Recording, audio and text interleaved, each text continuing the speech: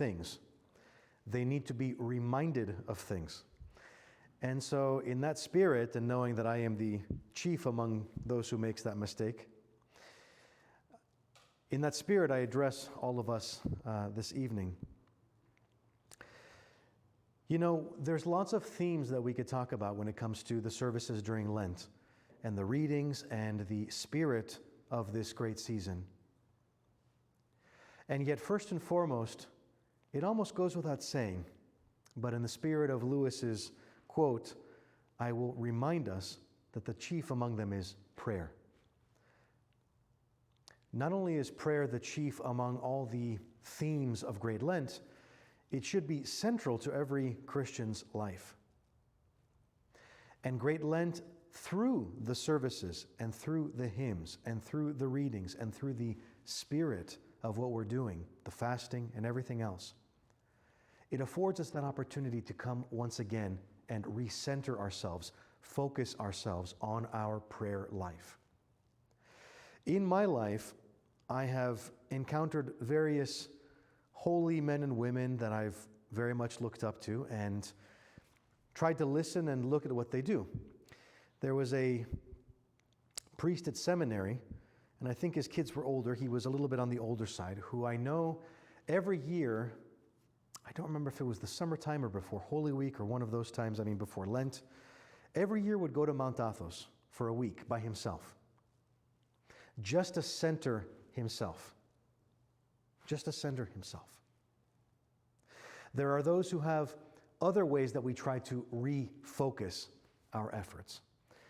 But Lent, God willing, affords us that opportunity. We may find ourselves with lots more time, or we may still find ourselves during this pandemic with multiple children at home doing virtual learning and whatever else. Well, if that may be the case, then we try to focus on that 5 minutes after the kids go to bed, or another time during the day, whatever that might be.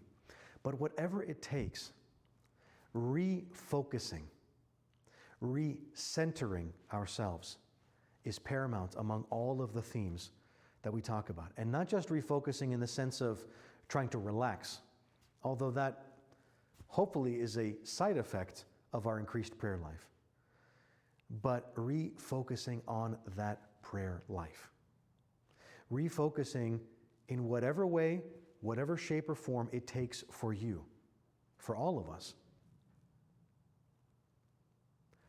to center.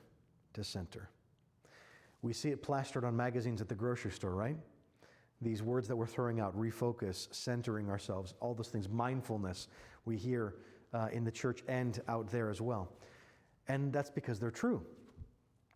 There's obviously some weight to these things, and the church has known this and has prescribed this for thousands of years. In whatever form, in whatever shape, however that looks for you and your family, whatever it takes, let us take this opportunity and listen to the quiet. Listen to the quiet. In our day and age, perhaps this is the only place where it is quiet in our life. Who knows? But let us try to emulate those saints that did whatever it takes to recenter. Even the saints who would see people and listen to confessions all day long and listen to people's pain all day long. Even sometimes, St. Theophan the Recluse springs to mind, who was a bishop in the city and then felt the urge, felt the need to recenter himself and leave his episcopacy. And the synod in Russia allowed it, and he went to the woods to be by himself once again. Whatever those woods look like for each of us, again, it could be here, but whatever it looks like, it could simply be turning off our cell phone at 7:00 p.m. By the way, health magazines say that's a good thing to do also. You know, just looking at the screen that's very bright, they say even looking at your screen for 10 minutes before going to bed is like walking outside in broad daylight for an hour prior to going to sleep. It's not good for us. But nevertheless, I digress once again. Whatever it takes, however it looks, let us try to get back to that prayer life. Doesn't mean we don't have it at all, but whatever it takes to recenter, let us do so. Let us avail ourselves of what the church offers us during this period. in order to recenter, to refocus. Because Lord knows we need it just as much as anybody. If the Lord himself could rest on the seventh day, if Jesus himself could take a break from his apostles and the crowds and go up to the wilderness himself to pray, then we can at least attempt to do something of the same. Schedule permitting, life permitting, children permitting, whatever else might be permitting. But let us try to do so. And in doing so, let us know always about the strength that comes from that prayer life when it is strengthened during this season. Let us brace ourselves with that new strength that we find from recentering ourselves and go through the rest of this journey and the rest of our life with this in mind. May we have the Lord's blessing, and may we have the intercessions of the Mother of God and all the saints with us as we continue our struggle. God bless you, and Kali Sara Kosti. Please come forward.